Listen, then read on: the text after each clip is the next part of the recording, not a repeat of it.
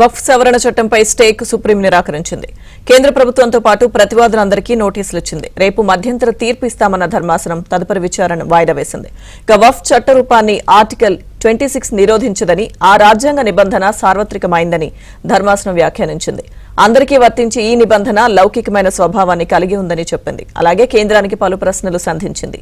100 ఏళ్ల నాటి ఆస్తులకు పత్రాలు ఎక్కడి నుంచి వస్తాయని ప్రశ్నించింది.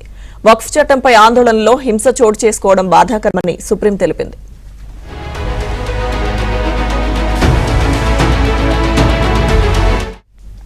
పిటిషనర్ల తరపు న్యాయవాది కపిల్ సిబల్ అత్యున్నత న్యాయస్థానంలో వాదనలు వినిపించారు. ఈ చట్టం జాతీయ స్థాయి పరిణామాలను కలిగి ఉందని, ఈ పిటిషన్లను హైకోర్టుకు రిఫర్ చేయొద్దని మరో సీనియర్ న్యాయవాది అభిషేక్ సింఘ్వి కోరారు. వక్ఫ్ బై యూజర్ అనేది ఎప్పటి నుంచో అమల్లో ఉన్న పద్ధతి అని మరో న్యాయవాది హుజైఫా అహ్మదీ అన్నారు.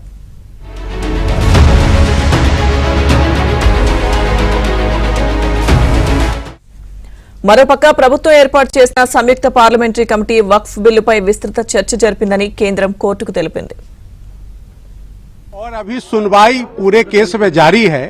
जो मुस्लिम पक्ष के जो वकीलों का कहना था कि सेक्शन 3 में, सेक्शन 9 में, सेक्शन 14 में, सेक्शन 36 में और सेक्शन 83 में जो अमेंडमेंट्स हुए हैं, वो अमेंडमेंट्स उनके फंडामेंटल राइट का हनन करता है। ये मुस्लिम पक्ष का दलील था कानून के हिसाब से। दूसरा उनका कहना है कि जो उनका फंडामेंटल राइट है आर्टिकल 25-26 में, यह जो संशोधित कानून है ये उसका हनन करता है। लेकिन भारत सरकार के तरफ से सॉलिसिटर जनरल और जो हम लोग जो समर्थक इस संशोधन के हैं, हम लोग के तरफ से जो सीनियर एडवोकेट्स और हम लोगों ने भी अपनी बात रखी कि जो अमेंडमेंट है वो बिल्कुल संविधान सम्मत है। और उसमें के अमेंडमेंट को जब आप देखेंगे, चाहे वो सेक्शन 3 का अमेंडमेंट हो, सेक्शन 9 का अमेंडमेंट हो, सेक्शन 14 का अमेंडमेंट हो, सेक्शन 36 का अमेंडमेंट हो, 83 में, तो कोई भी फंडामेंटल राइट का हनन नहीं हो रहा है। We have filed a petition against the Waqf Amendment Act 2025. We have filed the petition on behalf of TVK, Party President Actor Vijay. We have at length argued against the amendment being brought by the BJP government, and because we have filed this petition because we believe that Muslims, like any other religious denomination, have a right to practice their religion and practice it freely, including giving donations to charity. And today the court has heard us at length.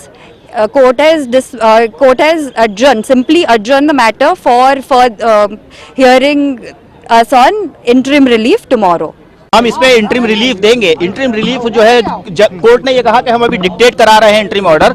उसमें उन्होंने हमें क्या क्या relief दिया? पहला relief दिया कि ex officio को छोड़ करके बाकी जो भी मेंबर होंगे वो सब मुस्लिम होंगे, ये हम लगाते हैं। दूसरी चीज, जो कलेक्टर अगर जा करके सर्वे करता है तो वो कलेक्टर जाके सर्वे करने से पहले कोई उसका नेचर नहीं चेंज कर सकता, और करने से पहले हमारे यहाँ एप्लीकेशन लगाएगा इस कोर्ट में आके। तीसरा, ये उस कोर्ट ने कहा कि जो भी प्रॉपर्टी है, चाहे वो वक्फ बाय यूजर है या चाहे वो रजिस्टर्ड है, उसका डी नोटिफाई नहीं करेगी सरकार जब तक हम ये मामला नहीं सुन रहे हैं। तो ये चारों ही चीजें हमें चाहिए थी और यही चीजें कोर्ट समझ चुका, और इसी चीज के ऊपर कोर्ट हमें जो है वो इंटरिम ऑर्डर दे रहा है। तो तुषार मेहता लिटरली गिड़गिड़ाने लगे कोर्ट के सामने कि हमें और सुन लिया जाए, हमें और टाइम दे दिया जाए, हमें कल के लिए रख दिया जाए। तो जज ने काफी रेजिस्ट होकर के, फिर हमने भी कहा कि ठीक है, आप इनको अपॉर्चुनिटी दीजिए, मिस्टर मेहता को आप सुनिए, और फिर हम भी कल और कुछ सुनाएंगे कोर्ट को। और कल 2 बजे के लिए ये रखा गया है। वो तो इसके साथ कनेक्ट हो जाएंगी। जज साहब ने ये कहा है कि जिसकी पिटीशन आज 11 बजे तक आ गई थी उसको आज सुना गया है। कुछ लोगों ने मेंशन की अपनी पिटीशन, उनको जज साहब ने नहीं सुना है, कोर्ट ने नहीं सुना उसको। वो नेक्स्ट जो है, जब वो लिस्टिंग होगी, स्क्रूटनी पार करके जब आएगी तब